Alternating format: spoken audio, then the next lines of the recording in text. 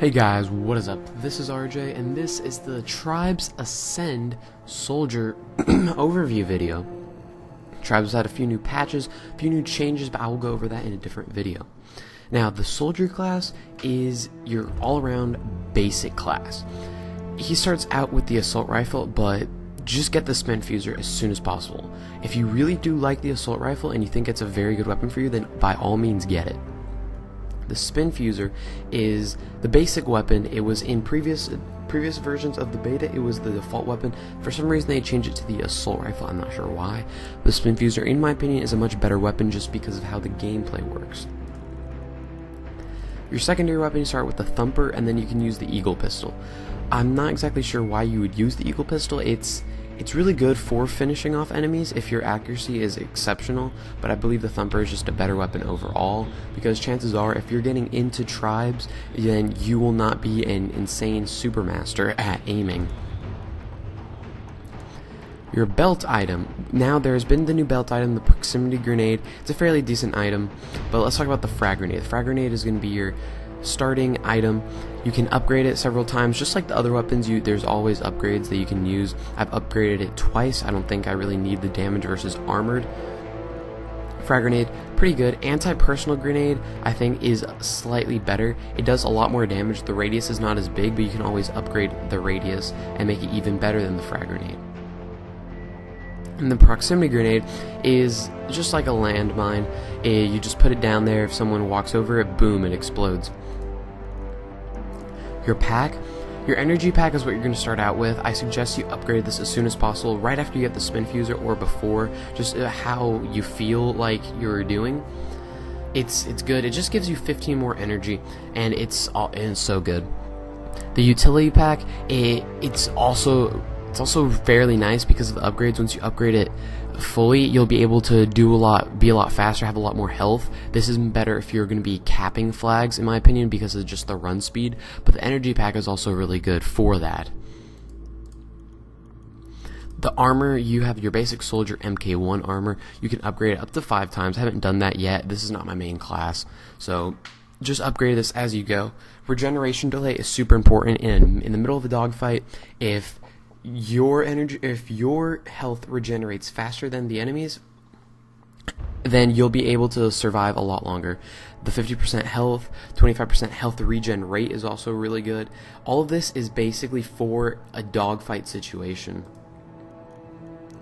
Your primary perk, you start out with the Ultra Capacitor 1, and Ultra Capacitor 1 just gives you extra energy, and there's a bunch of other perks. Reach is if you want to cap flags, Bounty Hunter is just for more experience, Close Combat's for melee, Looter is to just get more ammo, Safe Fall reduces fall damage, Safety Third gives you an extra belt ammo, which is amazing, Stealthy is just stealthy, Wheel Deal, it just makes vehicles slightly cheaper. Your second perk, Determination's like a death streak. Every time you don't get a kill, you just get an extra 100 health and up to 300, or if you don't touch the flag, and you can get up to 300 health. And it's I don't really like it because it's kind of death streaky in that way. Egocentric's a great one. It protects yourself from self damage, and trust me, you're going to hit yourself so many times, especially in close quarter combat. Pilot just gives the vehicle extra health. Potential energy is great because if you're running and you're doing a technique, which I'll show you in the Pathfinder video, where you basically shoot your Spinfuser behind you, which the energy from the Spinfuser hits you, and then you go and propel yourself faster. This can turn that damage that you took on yourself into extra energy, making longer routes and flag running more viable, especially with this perk. Quick Draw just reduces the time to switch weapons. Super Heavy is great if you're going to be a juggernaut, and it just prevents people from moving you too much. Survivalist, you get extra health from drops. Ultra Capacitor 2 is the same as the first one. And Mechanic is great if you're going to be a technician, you're going to be the guy that's just at the base repairing everything. So guys, that was the class customization. Here's going to be some gameplay. Hey guys, what is up? This is RJ, and this is the gameplay portion. The gameplay as a soldier, especially with the Spinfuser, is going to be a lot of dogfighting. Dogfighting is just the term that I use just for basically fighting in the middle. I just say it because this kind of fighting just reminds me of the kind that you would experience, you know, as a pilot or something like that, just one-on-one combat. Big group combat is always so much fun, but it's not too common. Generally, it's just one-on-one or maybe even two-on-one.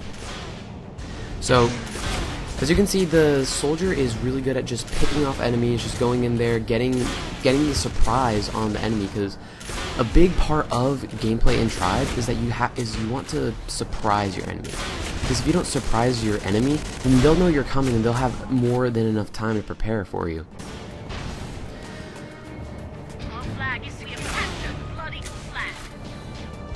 The soldier's also good for offensive moves. I was being defensive in this game because we had enough offense and there just wasn't enough defense. And you can just be whatever you want is the point of the soldier. You can flag caps or cap flags. You can fight guys. You can be on the defense. You do whatever you want. And the most viable thing, especially if you're just starting, is to go and defend people from attacking your base, because that is the most useful way to do something on your team. Because if you're going up there and just randomly attacking guys up there, you're not being too useful to your team. You're more useful staying back and just attacking the guys that are attempting to tap your flag. Defending the generator is also a very good tactic.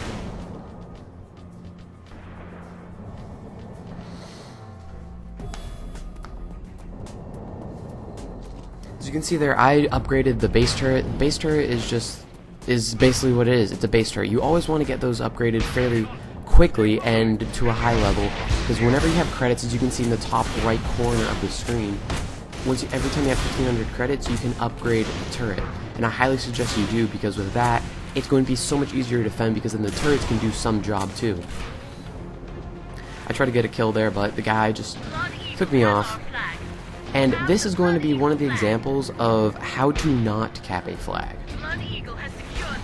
How to not cap a flag is to not go out at 130 miles an hour into mine-infested territory and just instantly get killed. That is not what you want to do. You might want to do that when, this is the only exception, when you need an emergency, when you need to just grab the flag so that the enemy doesn't cap. Another thing you can do as a soldier is you can attack turrets. Now, this is how I attack turrets. I'm pretty sure you would want to do something other than this. The only way that this strategy is ever viable is if you have the element of surprise and no one knows you're there. Just darting in and out of the place, and my team wins. This is the score screen.